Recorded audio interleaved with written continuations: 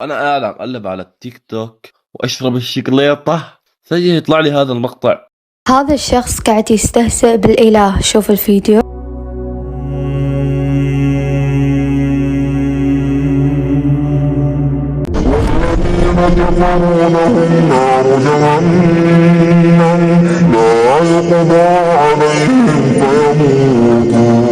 بس قبل ما نبلش خلونا نوصل هذا الفيديو لأكبر عدد من اللايكات. يلا نبلش.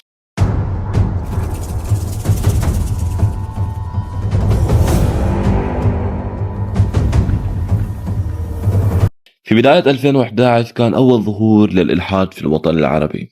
بدأ من بعض الشباب يطلعون مظاهرات، وكان في وقتها في حرب في سوريا واليمن. وهون بدأت القصة.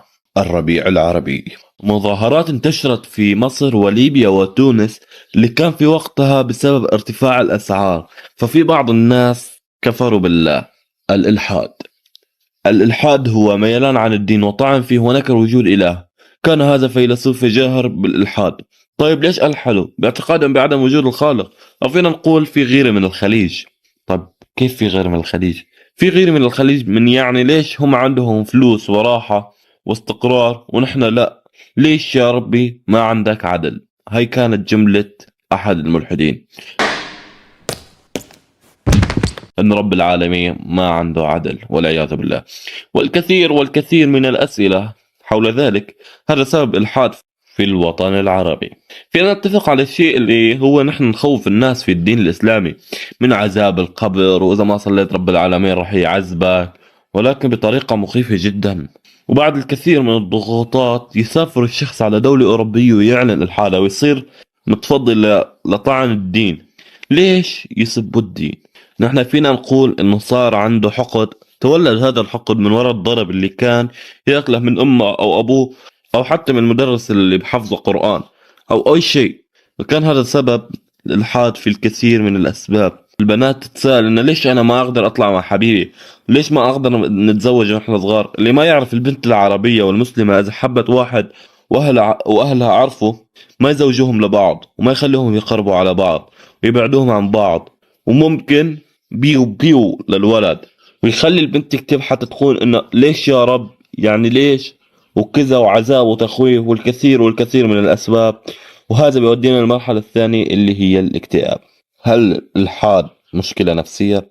نعم، هو شخص لديه اضطرابات ويعاني من الحزن والاكتئاب والضياع، وهذه كانت بعض الأسباب في الوطن العربي. وهلا خلونا نفوت بالمقاطع. إن عذابي لشديد.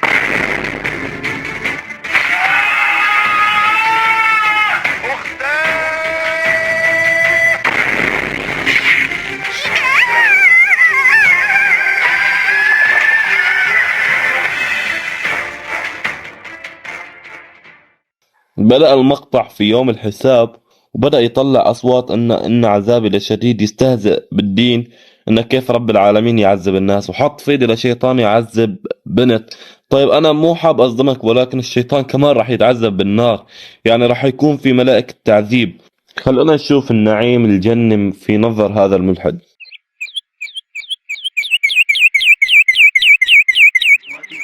سقونني قهوة كالعسل لي شممتها بآلتي أزكى من القرنفل في وسط بستان حلي بالزهر والسرور لي والعود دندن لي والطبل طبطب لي. من نظر هذا الملحد إنه الجنة بس خمر وحور العين. يا أخوان والله لو نشوف شيء بسيط من الجنة، والله حتى ما نترك عبادي ما نعبدها. خلونا ننتقل للمقطع الثاني.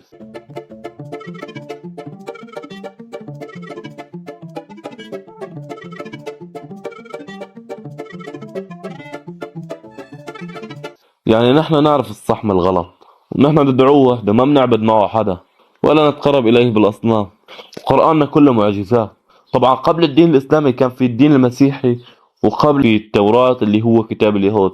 فمش عارف ليش أخذن هاي الصورة على المسلمين. خلونا نشوف حساب واحد يقول إنه هو الله والعياذ بالله. في بايو حسابه كاتب فمن أعرض عن متابعتي أولئك هم الخاسرون.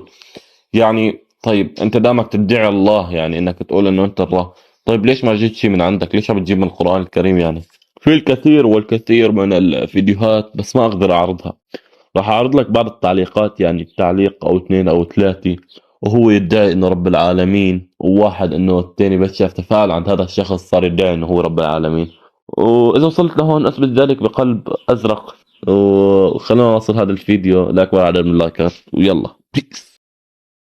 أتعب اليوم وبكرة وبعد